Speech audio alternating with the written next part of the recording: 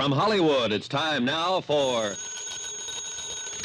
Johnny Dollar. Long-distance operator, Wilmington, Delaware is calling you. Okay. Go ahead, please.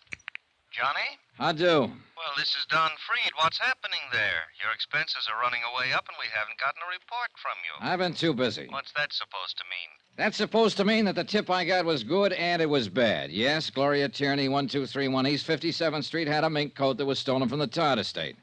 No, she didn't tell me much about it because she got herself shot down on the street last night.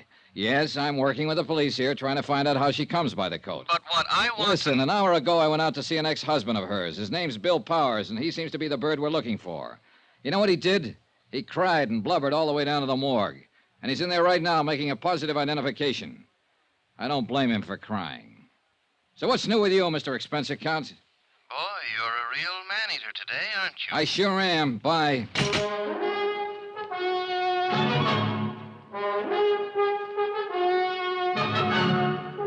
Tonight and every weekday night, Bob Bailey in the transcribed adventures of the man with the action-packed expense account, America's fabulous freelance insurance investigator. Yours truly, Johnny Dollar.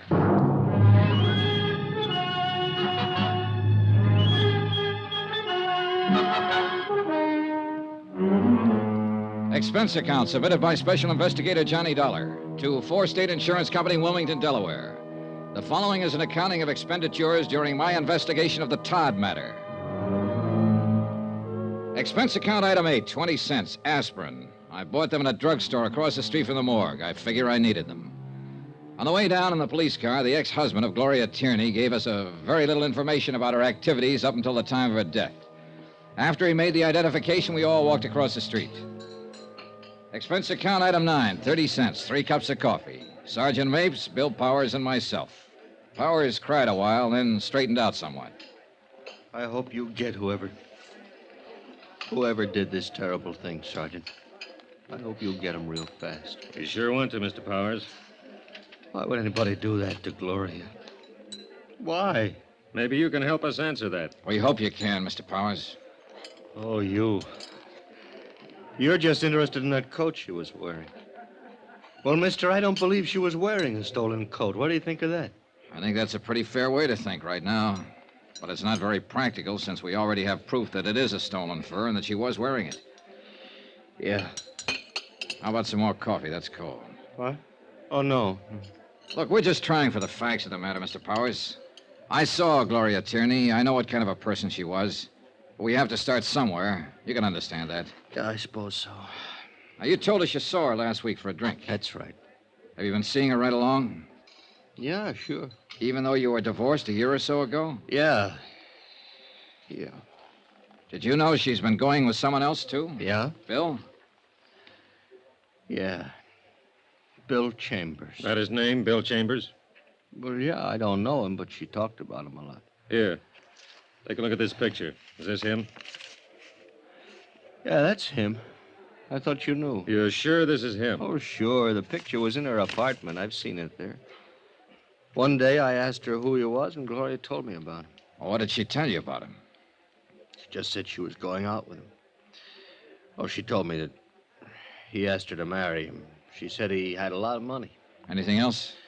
Oh, I don't know. Did she happen to mention where he works? No. What kind of work he does? No. Do you know where we can get in touch with him? No, I don't know that either. I can't help you. I only know she's been going out with him.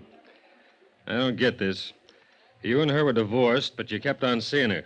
And she got this new boyfriend. And she told you things like that? Yeah. Funny, isn't it? Why'd you bust up? Oh, this and that. Kid stuff. I suppose. It was spat over this and that. I don't know what exactly. Anyway, we were going to straighten it out. We were going to be married again. Oh, what about this Bill Chambers? No, she didn't want to marry him. She wanted to marry me again. She told me. When? Day before yesterday. She said she would marry me. Now she's dead. You know what kind of a car Chambers drives? A Cadillac. How do you know that? Oh, she told me about his car. Another thing, I went out and I bought one myself just like his. I thought it might do me some good with her. We were crazy, weren't we? Where were you last night? Home. Can you prove it? Oh, yeah. Home. All night. I was home while she was out getting herself killed.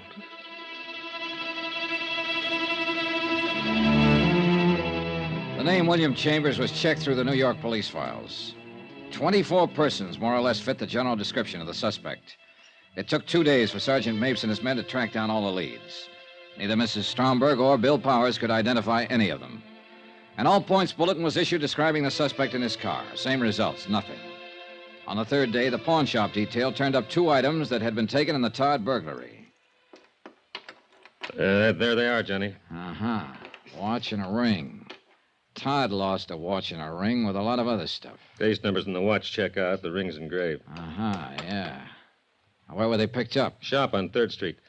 The proprietor bought them yesterday. A man who signed the buy book used the name James Agenian. Phony? Yeah. Gave an address on Polk Street. That was phony, too. We got a good description from the proprietor. Fits Chambers right down the line. Oh, then he was still in town yesterday. Yesterday, yeah. But this stuff's been on the hot sheet for a long time.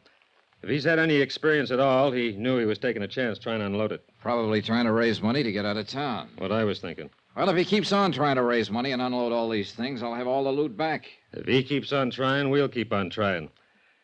Johnny, we're going to get this, baby. Sergeant Mapes. Where? Okay. He does need money. Huh? They found his car. Used car lot up in the Bronx. He sold it at 10 o'clock this morning.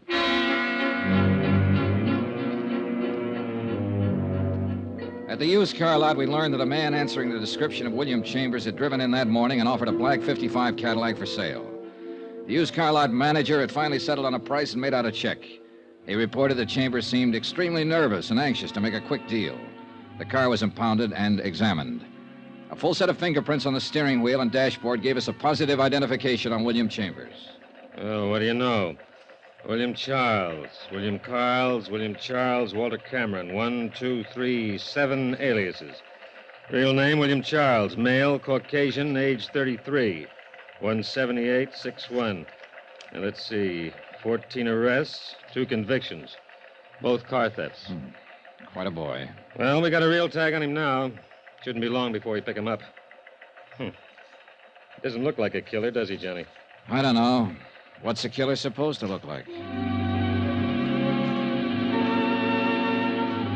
The search for William Charles continued. Associates and relatives listed in his criminal file were contacted and questioned. All denied knowledge of his whereabouts. In the meantime, 2 more pieces of stolen property connected with the Todd burglary were recovered by the pawn shop detail. Expense account item 10, $3, 1 telegram to 4 State Insurance in Wilmington, explaining our progress in the case and listing the recovered items. Johnny Dollar. You interested in finding Bill Charles? Who's this? My name's... Never mind. Do you want him or don't you? Sure I want him. I'm at Shraft's Restaurant on 42nd off Broadway. Can you meet me? Yeah. 15 minutes. I'm in a gray suit, pinstripe. I'll be sitting alone. I'll watch for you. Expense account item 11, 75 cents cab fare from my hotel to Shraft's Restaurant. A small, pretty brunette woman in nice clothes was seated at a table all alone. She looked more like a housewife on a shopping tour than someone who might be connected with a bandit and a killer. Sit down, Mr. Dollar. Okay, sure. There's a reward posted for William Charles, isn't there, for that Todd matter? That's right, $5,000. Well, I get it if I turn him over to the police. Not all of it. Half of it goes to an ex-convict who tipped me off in the first place. Half? Yes. You don't seem very anxious to get him. Oh, we're anxious. But that's the way it is. This other half of the $5,000 is spoken for. I want to get something else straight. What happens to me? What do you mean? I've known he had a part in that Todd matter for a long while. I haven't said anything. Does that make me a party to it or something? I don't know. Well, this is going to get me in trouble. If I have to spend the money for lawyers to keep out of jail, I don't want any part of it. All right. My company will cover that part. Now, where's Charles? Not so fast. I better have something in writing. Something that says your insurance company will pay me a reward and give me help if I get in trouble. I'll talk to them. I'm thinking of the future. I'm going to have one once this is over. Are you? Yes. Yes, I am. Now, how long will it take you to arrange this? Oh, about an hour. I can do it by phone, I guess. That'll be fine. Who are you? Melva Charles. His wife? Yes, that's right. $2,500. Not much for a husband. He's not much of a husband. He was once, but then he had to give away a mink coat and spend time away from me. I see. I doubt it. You people hardly ever see anything. We try. You make the arrangements. I'll meet you again in, say, 2 hours. 2 hours. I gave her a 50-second start before I left the table. When I got out on the street, I was just in time to see her climb into a cab. I was trying to hail one to follow her when a black coupe pulled up to the curbing. Come on in, baby. Hey, Mapes. Get in, the light's changing. That is Melva Charles in that cab up there. Yeah, that's who she said she was. She wants to sell you her husband for the reward, doesn't she? Yeah. What's the delay? She wants to be sure she'll be handled right, the money and all. Say, how did you get in on this? Very dirty trick, baby. Everybody my men questioned about Charles mentioned your name, where you were staying, and what interest the insurance company had in this matter. Somebody was bound to look you up, especially Mrs. Charles. So we've kept an eye on you. Now, where are we, Sergeant? Her name was Melva Thaler before she married Charles. Her old man had a pot of money back in Minnesota. But she couldn't keep out of trouble and got herself disinherited. Money's always been her problem. Isn't it everybody's problem? Not the way it is with her. You should see her record. How much you offer her? Half. The other's spoken for. $2,500. Well, Charles is no good to her now. If he sticks his head out, he'll get caught. So she might as well cash in what she can on him. Nice people, huh? Swell. Uh-oh, she's leaving the cab. Get down to the corner and park. Can you see her? She went into the apartment building. Let's go. Which apartment, Johnny? Here we go. Right. Now where? Beats me. Just a minute. Johnny! Now, what?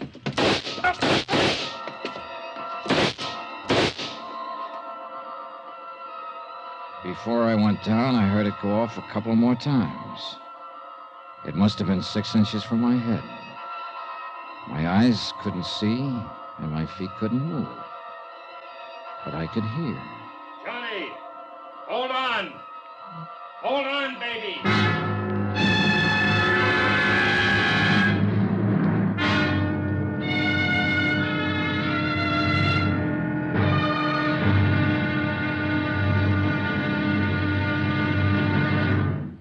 There'll be another exciting episode in our story of the Todd matter tomorrow. Tomorrow? Well, there are times when $75,000 worth of stealing isn't worth a plug nickel. Join us, won't you? Yours truly, Johnny Dollar.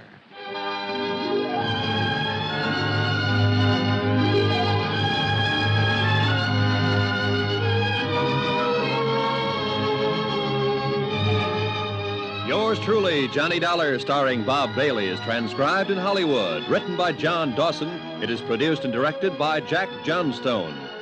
Be sure and join us tomorrow night, same time and station, for the next exciting episode of Yours truly, Johnny Dollar. Roy Rowan speaking.